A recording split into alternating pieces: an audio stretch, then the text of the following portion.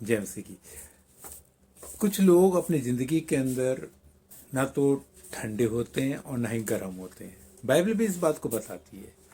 प्रकाशित वाक्य उसका 3 अध्याय उसकी 16 आयत के अंदर कहा गया है कि ना तो तू ठंडा है और ना ही तू गर्म है, और मैं तुझे अपने मुंह से उगलने पर हूँ। ये परमेश्वर का वचन वहाँ पर बोला गया है, और जिसको बोला गया है वो है कलीसिया, लदोकिया की कलीसिया।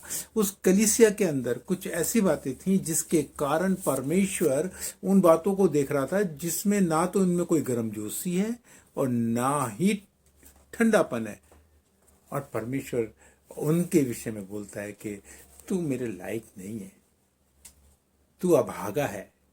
तो मैं आपको सिर्फ इतना बताना चाहता हूँ, यहाँ पे जो गुनगुना बोला गया है उसको भी उसको वहीं से ही वहीं पर ही एक ऐसी बात रही है, वो ये कि लदोकिया जो शहर है उसके अंदर कोई अपना कोई ऐसा सोर्स नहीं था, या वहाँ पे कोई ऐसी नदियाँ नहीं थी, पानी का कोई ऐसा सोर्स नहीं था।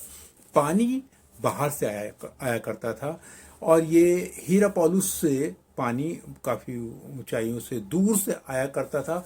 वो स्प्रिंग वाटर था, मतलब गर्म पानी था, बहुत गर्म पानी था, उसमें हाथ भी नहीं डाल सकते थे।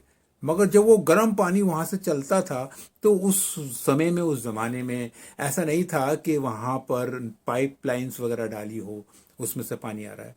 वो नालियां बनाई गई थी कि उस नालियों के जरिए पानी यहाँ लदोकिया तक आया करता था।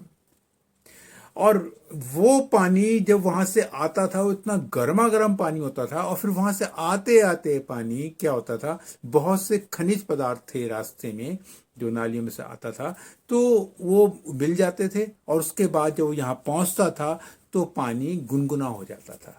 उसका गर्मपन नहीं होता था वो जितना वो गर्म था। और वो उसके बाद अगर उस पानी को पिए तो एकदम से उल्टी आ जाएगी। वो उल्टी कर देते थे, वो पानी पी नहीं सकते थे क्योंकि उसमें बहुत से खनिज मिल जाते थे। तो इस कारण परमेश्वर ने भी बताया कि तू ना तो ठंडा है ना तो तू गर्म है। जैसे तू उस पानी को उगल देता है ना, ऐसे मैं भी तुझे उगल दूंगा। तेरे अंदर मेरी कोई बात नहीं समाई है, वो बातें नहीं टिकी हैं। जिस तरीके से मैं तुझे चाहता हूं तू उसमें अभागा है।